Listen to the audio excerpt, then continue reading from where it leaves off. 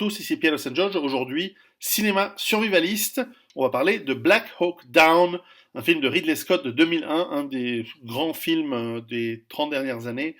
Black Hawk Down qui raconte une histoire se situant en Somalie, je vais y arriver, en 1993, en 1993 en bon français, où des forces américaines interviennent pour capturer l'un des chefs de guerre qui mène une guerre civile terrible avec une grande famine en Somalie et vont merder.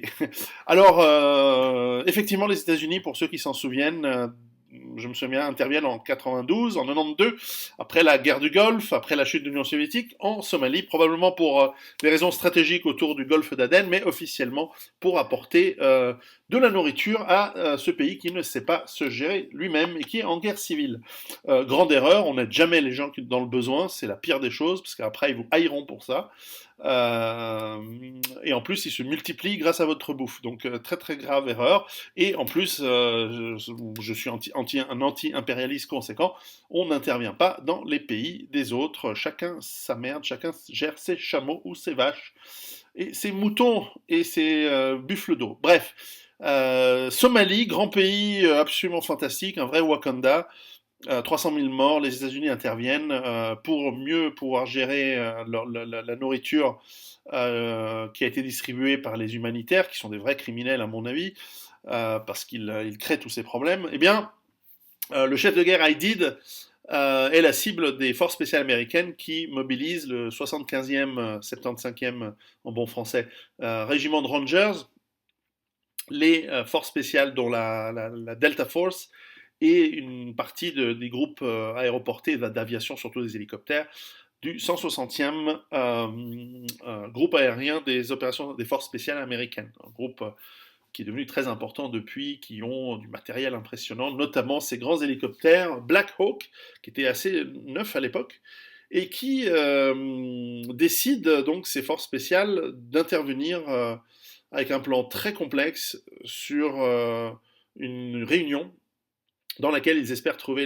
ce Haidid, en tout cas certains de ses lieutenants. Cette opération est un échec.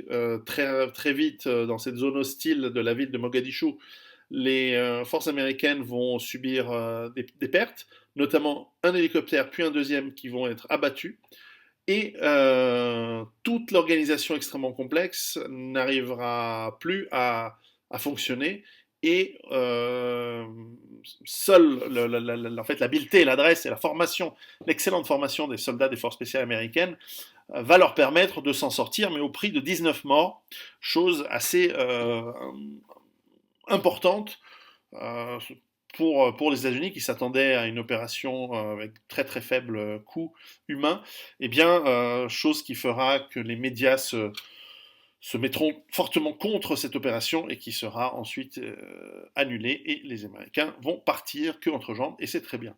Nul empire ne devrait exister ni intervenir là où c'est pas son travail. Bref, on peut apprendre des choses intéressantes. Tout d'abord, mais lorsqu'on est dans une opération, je ne vais pas parler tellement de l'aspect militaire, je vais essayer de prendre les exemples pour la survie. Quels que soient vos plans, plus ils seront complexes, plus il y aura des parties que vous ne contrôlez pas, plus il risque de planter. Plus votre plan nécessite de la logistique, plus votre organisation nécessite du soutien logistique sous forme de, bah oui, base autonome durable, sac d'évacuation, peu importe, eh bien, plus vous en devenez dépendant. C'est le but. Mais est-ce que vous êtes prêt à vous faire voler à devoir évacuer votre base autonome durable, à vous faire voler vos sacs, etc. Et malgré tout, atteindre vos objectifs sans cela. Donc c'est important d'avoir dans la tête l'option que ce que vous avez, vos biens, vos possessions, etc., qui peuvent vous aider à la survie, etc., etc., vous aident. Mais si vous ne les avez pas, ou si elles vous sont supprimées pendant un certain temps, ben, est-ce que vous êtes quand même capable de réagir, ou alors est-ce que vous restez à sucer votre pouce en PLS en attendant qu'un miracle arrive? Non. Les soldats américains à Mogadiscio ont assez rapidement compris que le soutien allait disparaître avec le fait des hélicoptères qui étaient abattus. et que le soutien logistique à terre, c'est-à-dire bah, une artillerie non présente, un soutien aérien non présent, des camions et des jeeps qui ne pourront pas venir les chercher, et bien fait en sorte qu'au bout d'un moment ils se disent bon ben voilà, on réagit, on rentre à pied. Et en combattant à travers une ville hostile avec plein de squelettes, c'est le nom que les Américains donnaient aux Somaliens, qui les haïssent, parce que lorsque vous aidez quelqu'un, vous pouvez être sûr qu'il va vous haïr. C'est une des grandes règles de la vie. Bref, autre leçon, c'est que la formation est fondamentale.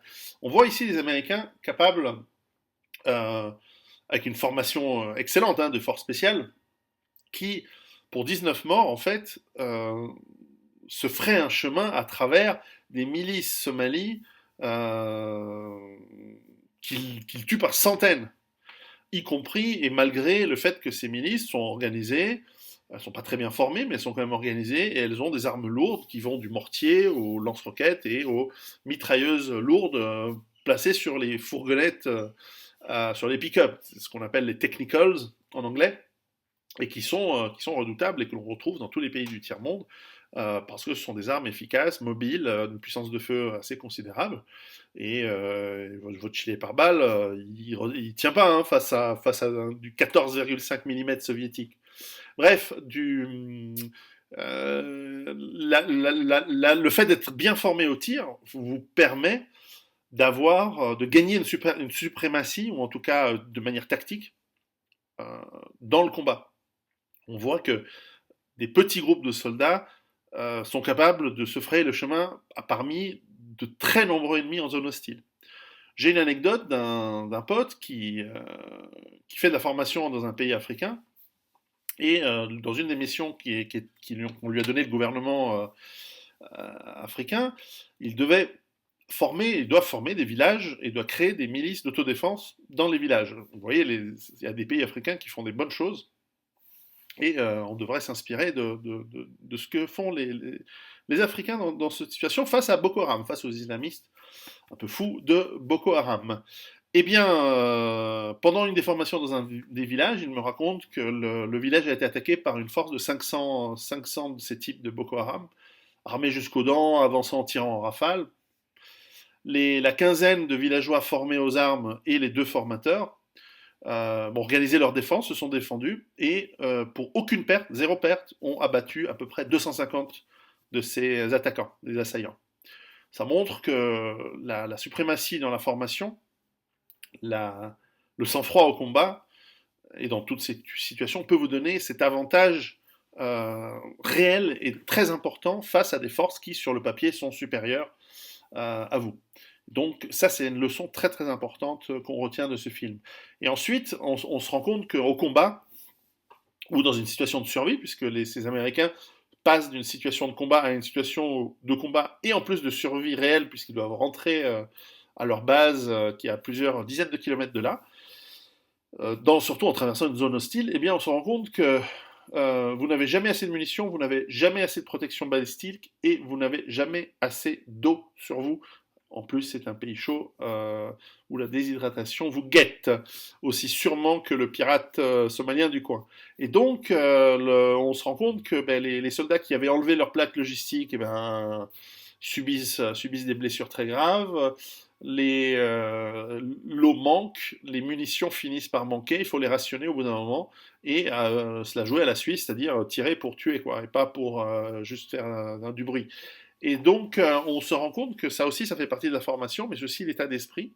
Donc, comme je l'ai dit, voilà, la formation au tir, la formation, avoir suffisamment d'équipement, il n'y en a jamais assez, et ne pas dépendre de la logistique et du soutien, parce que celui-ci, vous ne le maîtrisez pas et il peut s'en aller. Et petite anecdote, dans le livre qui va bientôt sortir, où je relate, en fait, je fais une petite biographie d'un de mes grands-pères. Euh, il me racontait que lorsqu'il était en guerre, en Grèce, pendant la Deuxième Guerre mondiale, en 1941, mars 1941, en Grèce, ils ont dû à un moment donner l'assaut à une colline tenue par des Grecs. Et le lieutenant de l'unité avait expliqué à tout le monde, voilà comment on va faire. Première section va à droite, deuxième section va à gauche, euh, soutien des mortiers, l'artillerie de la division va faire un barrage, et si on a besoin, ben voilà, l'équipe des signaux, de la radio, va pouvoir appeler un soutien aérien de chasseurs bombardiers, etc. Et nous allons recevoir bientôt le soutien de petits tanks, des tankettes, c'est des tanks légers, qui vont nous aider à monter, à nous donner un appui-feu important. Il n'y a jamais eu de tank. Le plafond était bas, les avions ne sont jamais intervenus, et l'artillerie divisionnaire, de toute façon, elle tirait sur du terrain boueux, il avait plu pendant des mois avant, et c'est au printemps, c'est après l'hiver, et le terrain était mouillé, les obus s'enfonçaient dans la boue, et ils explosaient sans faire de dégâts, puisque le shrapnel, si on veut, restait dans la boue. Donc il m'a dit, on a dû se la taper nous-mêmes à pied, hein, la colline, et avancer mètre par mètre avec nos fusils de merde, et, euh, et voilà, donc en fait, on doit pas forcément se dépendre de tout ce qui venait, de toute la logistique qu'on maîtrise pas. Tu maîtrises, toi, tes copains, éventuellement, et t'avances comme ça.